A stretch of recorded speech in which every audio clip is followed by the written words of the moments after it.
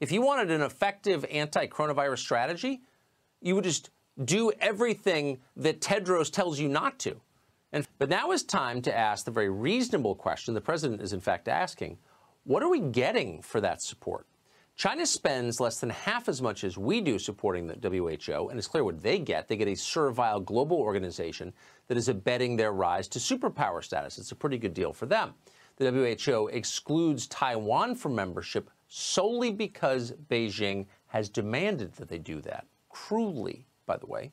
And from the start of this pandemic, the World Health Organization has done shockingly little to stop the virus from spreading around the world. In fact, when the organization appears in public at all, it seems to be functioning purely as an offshoot of Chinese state media.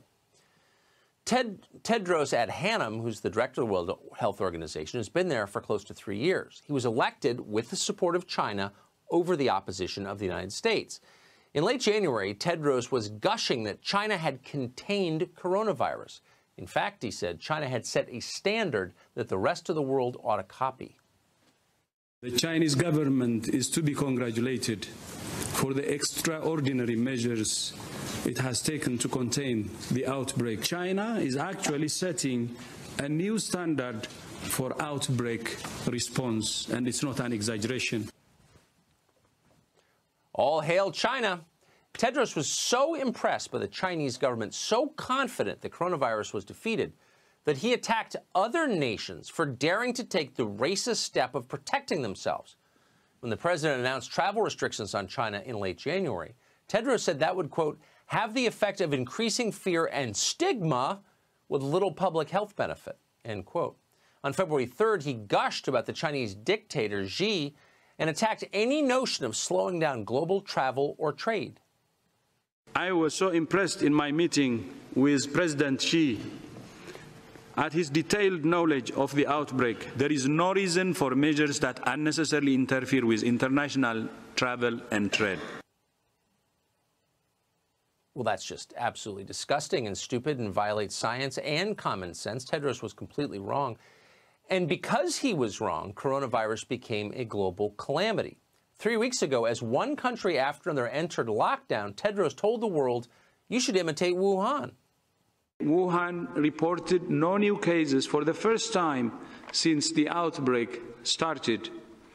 Wuhan provides hope for the rest of the world that even the most severe situation can be turned around. That's one of the most corrupt displays I think anyone's ever seen on tape.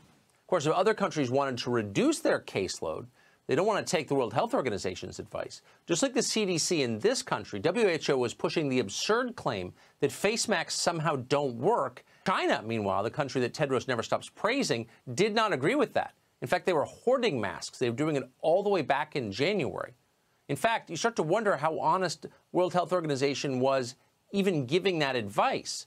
You also wonder how honest Dr. Tedros was when he warned against accelerating the use of hydroxychloroquine to fight the virus.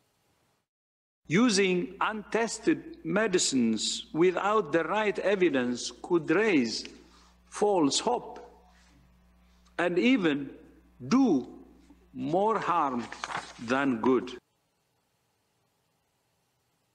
At this point, it's pretty obvious this guy is trying to hurt people. He runs the World Health Organization, and he's intentionally trying to hurt us. If you wanted an effective anti-coronavirus strategy, you would just do everything that Tedros tells you not to. In fact, that's been a pretty solid position to take for a long time. Before he ran the World Health Organization, Tedros was the health minister of Ethiopia. On 3 separate occasions, that country was ravished by cholera epidemics. Tedros lied about it. He refused to admit it was happening, and hundreds died in those outbreaks, which are only accurately identified when they spread into neighboring countries. In other words, he lied on behalf of the Ethiopian government, which was worried more about tourism and their reputation than people surviving an epidemic. Then he took over the World Health Organization, and Tedros vowed to crack down on corruption at that organization. That hasn't happened either. WHO still spends $200 million a year flying its staff around the world, often in business. That's something other health organizations ban their staff from doing. Doctors Without Borders would never do something like that. Corruption, dishonesty, cover-up, shilling for authoritarian dictatorships, lying as people die? No wonder Tedros and China are such profound allies. The answer is very obvious. They didn't blow the whistle. People died as a result, and they still get to run around calling themselves the World Health Organization. Why should we support corrupt international organizations like this? That's not a partisan political issue. Funding the WHO has only given us a hostile, dishonest bureaucracy that's directly responsible for spreading this pandemic. We should get out of that organization immediately and only fund health organizations that help people and prevent disease. And by the way, there are a lot of them, just not this one.